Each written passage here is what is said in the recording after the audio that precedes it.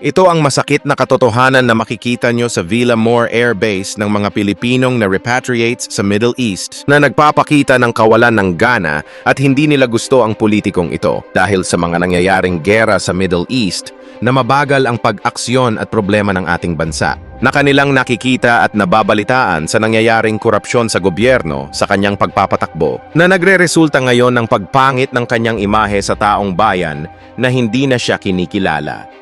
Bilang Pangulo ng Bansa, na makikita nyo naman at mararamdaman ang reaksyon ng tao, eto panoorin nyo.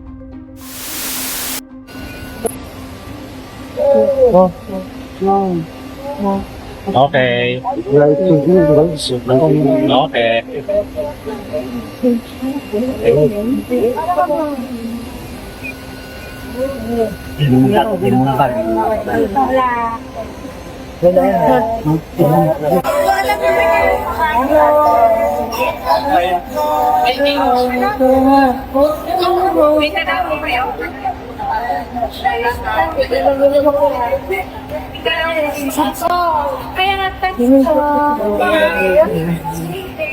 Kaya nga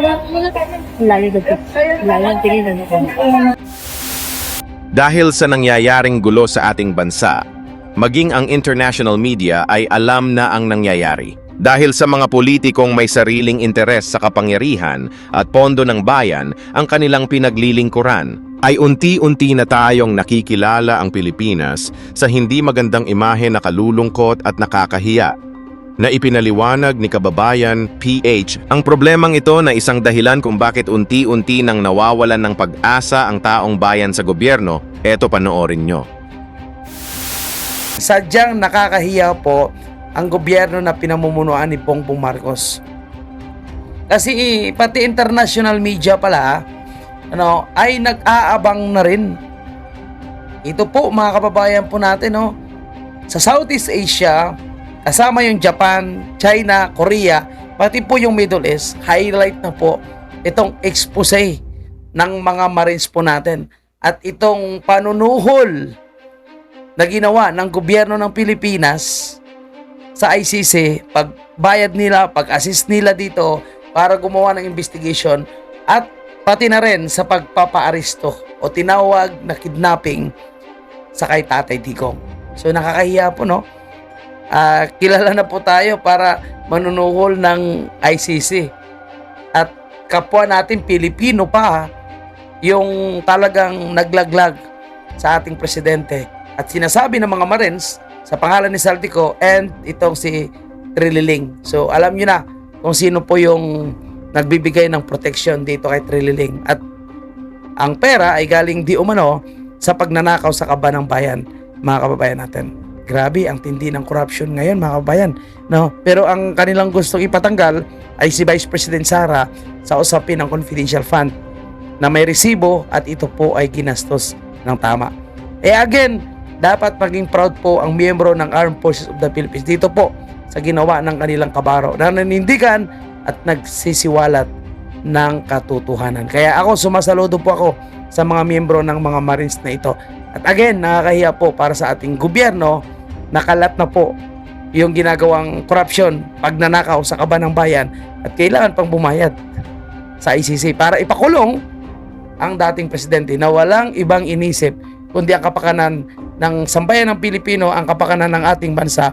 Ika nga, sabi ng kanyang mga kaibigan na nagbisita, of course si Attorney Medeldia, kahit nasa kulungan si President Duterte, iniisip niya pa rin ang kapakanan ng Pilipinas. Lalo na tayo ay ngayon ay lugmok sa kahirapan at talagang lugmok sa korupsyon.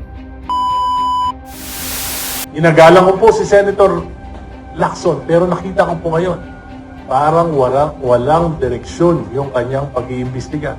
Siya mismo, pinangalanan niya si Executive Secretary Lucas Bersamin at ang pamangkin nito, si Yusek Adrian Bersamin na tumanggap ng 8 bilyon mula kay Engineer Bernardo.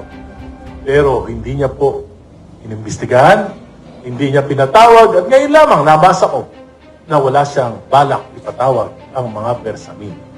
Bakit po? Bakit pagka mga kontraktor pinapakulong? Bakit pagka yung mga maliliit na engineers pinapakulong, nakakasuhan ng mabilis. Pero bakit pag lumalapit na sa doorstep ng Malacanang, bakit pagka mga kabinete na, humihinto, umiiwas na sa investigasyon? Ito naman natin sabing walang deliveries. For sure, meron nangyaring deliveries. Pero huwag na lang exaggerate kasi lalong walang mangyayari sa investigation kung guguluhin mo. No? When I heard the 805 billion, doon ako nagkaroon ng nag-deliver. No? Siyempre, I did my math.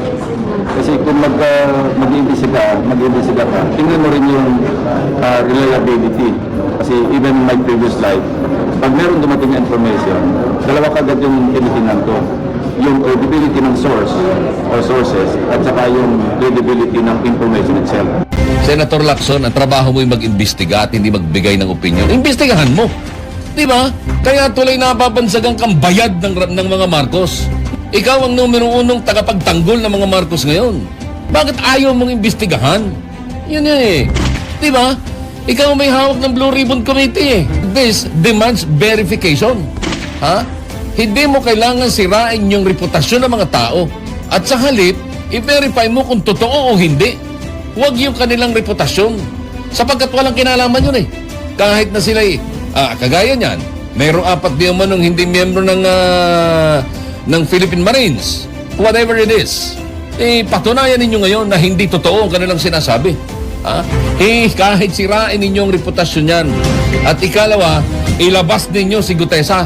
Tinakot nyo na eh. Yon ang sabi nila. Itong issue ng corruption na ito at ito hong usaping banggaan ng Vice Presidente at ng Presidente, yung political instability, yung mga lokal na negosyante ayaw mag-expand. Yung lokal na mga negosyante, natigil ho ang pag-invest sa kanilang mga negosyo sa Pilipinas. Yan po ay bunga ng korupsyon. Na hanggang ngayon, hindi pa rin po nare-resolve. Wala Opo. pa rin napapanagot. Hindi na Yes. nga pinag-uusapan yung flood control scandal eh. May naririnig pa po ba kayo na nag-uusap tungkol doon? At saka hindi lang yung Parang nakalimutan na. Opo. Ano na ba mangyayari dito? Eh ang nakukulong pa lang, maliliit na isda. Puro mga DPWH officials ang nandoon. Wala pang malaking isda. Pinag-uusapan lang natin to para ho tayo maging maalam, matuto ho sa isyong ito at huwag nating lubayan ang paghingi natin ng accountability dahil ngayon na ikaw ay maghihirap dahil sa krisis na ito, yung mga mandarambong sa gobyerno, restrain. Yung mga magnanakaw sa gobyerno, yung tumanggap ng mali-malitang pera, hindi sila mahihirapan. Kahit na gaano pa kamahal ang diesel, hindi sila mahihirapang magpa-full tank. Kahit na gaano pa kalaki, kamahal ang singil sa kuryente, hindi sila magbabawas ng aircon. Mga kapatid, tuloy pa rin ang kanilang Prada, ang kanilang Louis Vuitton, Hermes, wala silang problema. Hindi ka ba magagalit sa ganyan? Pilipino, kailan ka gigising?